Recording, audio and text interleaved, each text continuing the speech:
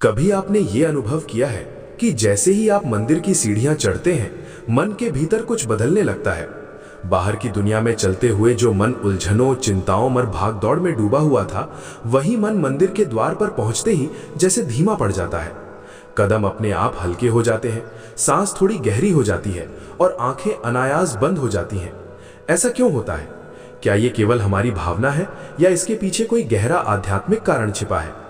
यही प्रश्न हमें उस रहस्य की ओर ले जाता है जहां मंदिर केवल पत्थर की इमारत नहीं रह जाता, बल्कि मन के परिवर्तन का एक द्वार बन जाता है। दरअसल मंदिर का प्रभाव केवल मूर्ति या पूजा से नहीं आता। मंदिर का प्रभाव उस वातावरण से आता है जो वहां वर्षों की श्रद्धा, प्रार्थना और मंत्रों की ध्वनि से निर्मित होता है। कल्पना कीजिए कि किसी स्थान पर सैकड़ों वर्षों तक लाखों लोगों ने श्रद्धा से सिर झुकाया हो, आंसू बहाए हों, आशा की प्रार्थनाएं की हों, तो उस स्थान की ऊर्जा कैसी होगी? भारतीय परंपरा मानती है कि भाव भी ऊर्जा बन जाते हैं। जिस स्थान पर सकारात्मक भाव बार बार प्रकट होते हैं, वहां एक अलग प्रकार का वातावरण बन जाता है। जब कोई व्यक्ति उस वातावरण में प्रवेश करता है, तो उसका मन भी धीरे धीरे उसी लय में ढलने लगता है। श्रीमद् भगवद गीता में भगवान कृष्ण अर्जुन से कहते हैं कि मनुष्य का मन चंचल है, वो हर क्षण बदलता रहता है। लेकिन जब मन किसी पवित्र स्मरण से जुड़ता है, तब उसकी गति धीमी हो जाती है और उसमें स्थिरता आने लगती है।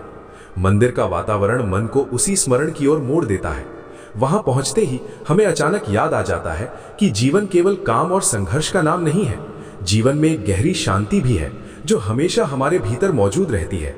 रामचरितमानस में तुलसीदास जी एक स्थान पर संकेत देते हैं कि जहां प्रभु का स्मरण होता है, वहां मन की अशांति स्वयं शांत होने लगती है। ये बात केवल धार्मिक भावना नहीं है, ये मनोवैज्ञानिक सत्य भी है। जब हम मंदिर में खड़े होते हैं और घंटी की ध्वनि सुनते हैं, दीपक की लौ देखते हैं, अगरबत्ती की सुगंध महसूस करते हैं, तो हमारी इंद्रियां धीरे धीरे शांत हो जाती हैं। और जब इंद्रियां शांत होती हैं, तब मन भी शांत हो जाता है। कबीर दास का एक प्रसिद्ध दोहा है, मन के हारे हार है, मन के जीते जीत। ये दोहा हमें याद दिलाता है कि जीवन की असली लड़ाई बाहर नहीं, भीतर होती है। जब मन हार जाता है तो संसार भारी लगने लगता है, और जब मन जीत जाता है तो वही संसार हल्का लगने लगता है। मंदिर में पहुंचकर जो परिवर्तन हम महसूस करते हैं, वो इसी मन के परिवर्तन का परिणाम है। सोचिए, मंदिर में प्रवेश करते ही हम सबसे पहले क्या करते हैं? हम जूते उतारते हैं, सिर झुकाते हैं और हाथ जोड़ते हैं। ये केवल एक परंपरा नहीं है, बल्कि एक प्रतीक है।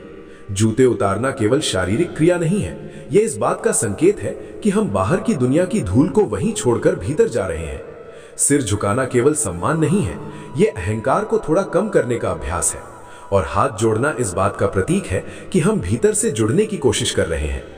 सूरदास जी ने अपने पदों में लिखा है कि जब मन प्रभु के सामने झुकता है, तब उसका बोझ हल्का हो जाता है। यही कारण है कि मंदिर में जाकर कई लोगों को अचानक हल्कापन महसूस होता है। वे कहते हैं, पता नहीं क्यों, लेकिन मन शांत हो गया। वास्तव में ये शांति बाहर से नहीं आती, ये शांति भीतर से जागती है, और मंदिर केवल उसे जगाने का माध्यम बन जाता है। उपनिषदों में एक अद्भुत विचार मिलता है कि ब्रह्मांड का सत्य बाहर नहीं, भीतर भी उतना ही उपस्थित है।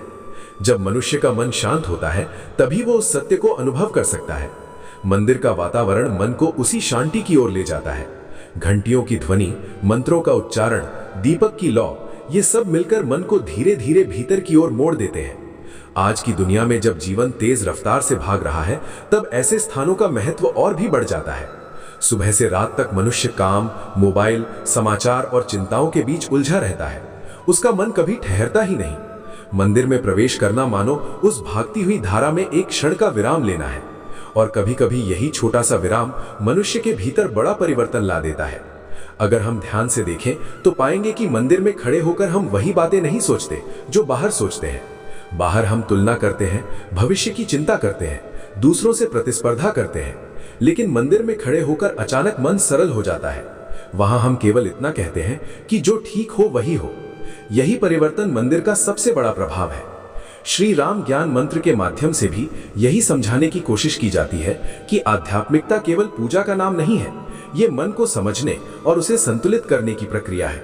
मंदिर हमें ये याद दिलाता है कि जीवन केवल उपलब्धियों की दौड़ नहीं है, जीवन में शांति, विनम्रता और संतुलन भी उतने ही आवश्यक है।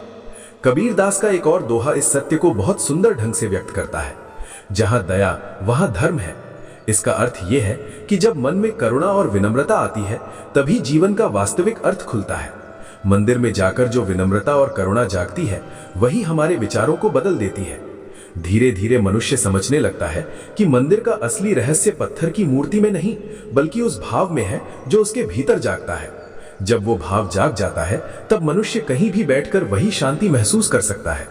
मंदिर हमें उस अनुभव की शुरुआत कराता है और शायद यही कारण है कि जैसे ही हम मंदिर में कदम रखते हैं सोच बदल जाती है, क्योंकि वहां पहुंचकर हमें अपने भीतर की उस आवाज से मिलने का अवसर मिलता है जिसे हम रोजमर्रा की भाग दौड़ में सुन नहीं पाते।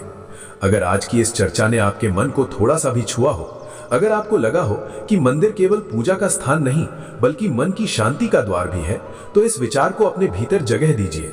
श्री राम ज्ञान मंत्र के इस परिवार से जुड़े रहिए।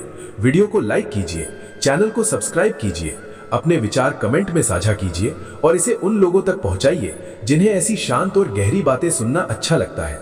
बेल आइकॉन को दबाना न भूलिए ताकि ऐसे ही चिंतन और अनुभव आगे भी आप तक पहुंचते रहें। अंत में बस यही कामना है कि जब भी आप किसी मंदिर में प्रवेश करें तो केवल सिर ही न झुके, मन भी शांत हो जाए और भीतर से एक नई रोशनी जग उठे।